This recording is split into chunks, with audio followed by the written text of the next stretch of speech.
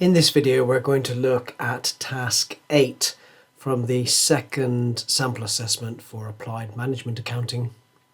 So in part A, it asks us to complete the following statement. Performance evaluation using return on investment allows, well, what does it allow us? Allow comparison between divisions. So yes, if we look at the return on investment for Division 1 and return on investment for Division 2, so yes, we can compare how different divisions are getting on because we'll have spent some money to set up those divisions in the first place, so there will be an initial investment and we can look at how profitable they are. So yes, it allows comparison between divisions, so it's either the first or the third. And then the second statement relates to, is there any dysfunctional behaviour? Well, yes, there can be dysfunctional behaviour.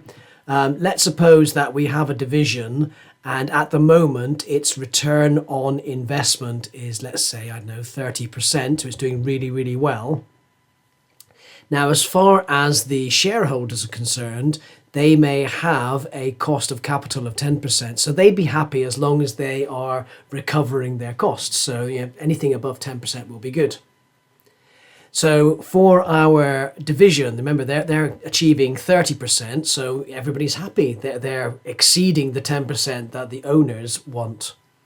And then a new project comes along, and that new project would give a return on investment of 20%. Now, that would still be good enough to meet the expectations of the shareholders, but the division would think, well, do I want to do this? Because if I take on this new project where I only earn 20%, it's going to bring down my average return on investment. So it's going to make me look as if I've done something wrong because I will go down from 30% down to, I don't know, 25%, let's say, if I take this sort of the average between the two. So I'm not going to do this project because it's going to make me look worse. But having said that, it's still going to be great in terms of what the shareholders want. So that's where we get our dysfunctional behavior. We may make the wrong decisions because it will make our return on investment smaller, even though overall it would be a good thing for the owners. Now it continues then in this question. So T Limited has two divisions. Division A makes component X that it can either sell externally or transfer to Division B. Division B would like to order 10,000 units from Division A. So we've got some information about Division A. So at the moment their maximum capacity is 60,000 units and the maximum external sales are 44,000. So if we compare these two, it means that we've got some spare capacity, haven't we, of 16,000 units. Potentially we could make 60,000 and then because we can only sell 44 to external customers, we'd have 16,000 sitting around doing nothing.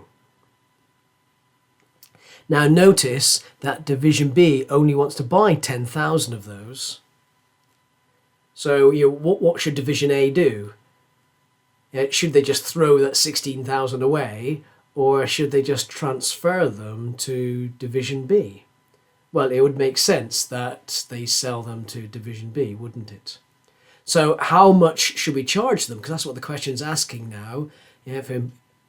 What's the minimum unit transfer price that Division A should charge for these 10,000 units? Well, let's think about our relevant costs here.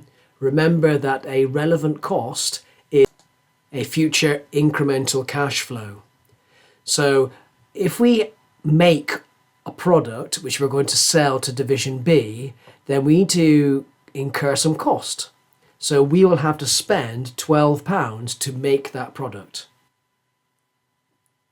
But what about the fixed costs? Well, that's not incremental to our decision, is it? We'd have to spend that money anyway. So that shouldn't be part of our decision-making process.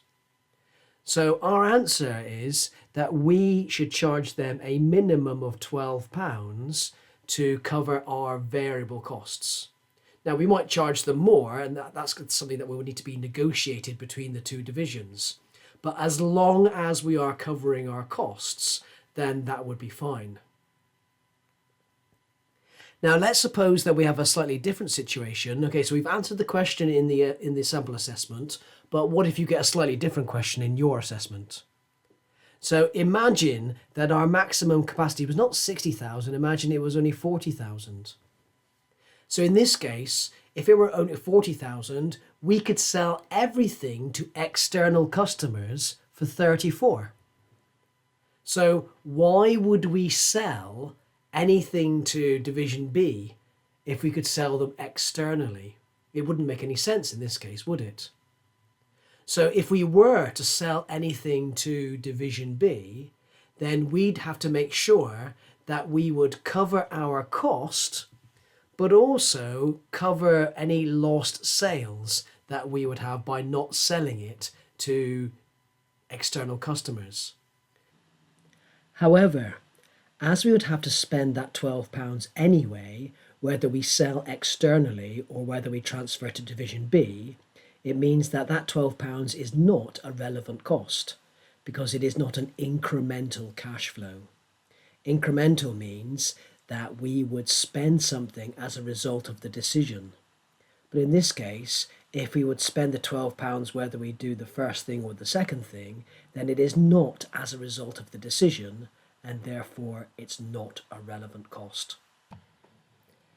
And therefore, the only relevant cost in this particular case, when we have a maximum capacity of 40,000 units, would be the £34, and that relates only to the lost income. Now, ordinarily, we'd consider the lost contribution, but when we ignore the £12, because we spend that money anyway, we're focusing on the opportunity cost of the lost £34 that we could sell to external customers. Notice though that the fixed cost per unit, because that's not incremental to our decision, would still be ignored.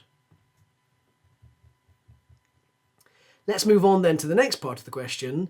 So Q Limited has two divisions, Division A and Division B. Until now, performance evaluation has only been at a company level, but it decided to change this and look at divisional performance. The information below shows the performance of Division A for the last year. So we've got their sales and so on, but notice at the bottom we've got some assets. And then the question's asking us to calculate the return on investment and the residual income for Division A. So let's think about this return on investment first of all. So our return on investment, well, what is our profit? How much profit have we made? Well, we've got two profit figures given to us. We've got the profit before non-controllable costs and then the profit after non-controllable costs. So which of these is going to be relevant for us? Well, we want to decide how well is this division performing. And if it's performing well, then that's going to be a good thing. But let's think about, what can this division actually control? So we want to ignore those non-controllable fixed costs because that's got nothing to do with the division. They can't do that. They can't influence that in any way. So we need to focus on the profit before those non-controllable costs because the division can actually control those figures. So our return on investment is going to be the 520,000 profit from controllable activity divided by the assets. So that's how much we've invested in that division. And that gives us an 8% return on investment. And then what about our residual income? So that's going to be worked out in a different way. So we've got our divisional assets there, but it tells us that our cost of capital is 7%. So we have invested 6.5 million in this business, and the owners of the business would expect us to be earning 7% profits from that. So our 6.5 million times by 7% means they want a minimum profit of 450,000 or 455,000. Now the good news is that we're actually earning more than that, aren't we?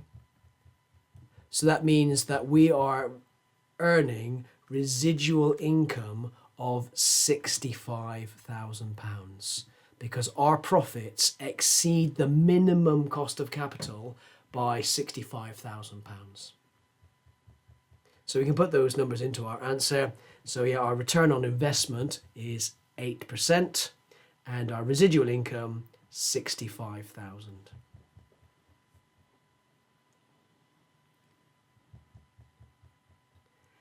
And then the next part of the question is Division B's results have now been produced and show a return on investment of 10% and residual income of 63%. So identify for each measure which division has the strongest performance. So if you think about return on investment to begin with, so we're comparing 8 and 10, so we can see that Division B is better. And then for our residual income, we have 65,000 and 63,000. So we can see in this case, Division A is better.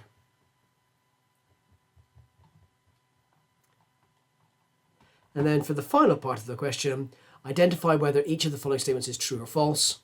So investing in any project which has a positive residual income will always increase shareholder wealth. Okay, so let's go back to our formula for this. If we go back to the calculation we did earlier for residual income, so remember that our owners need 7% return because they've put money into the business and their money could be earning 7% somewhere else. They could put that money into some government bonds, let's say, and be earning 7%. So they need to make sure that we are paying them more than 7%. So we are, aren't we? Because their 7% would be the 455,000. We're actually paying them more than that. So yeah, we have an excess. Our residual income is 65,000. So that means we're paying them more than they want. So yes, we're going to be increasing their wealth. So that's true. The next point then is investing in a project with a positive return on investment should always increase shareholder wealth. Well, let's go back to our formula now. So return on investment is our profit divided by how much we've invested in them. Now in this case, we managed to calculate 8%, so that sounds pretty good, doesn't it? Yeah. But what if it wasn't as high as that? What if it were just a small amount of profit? Let's get rid of one of these zeros.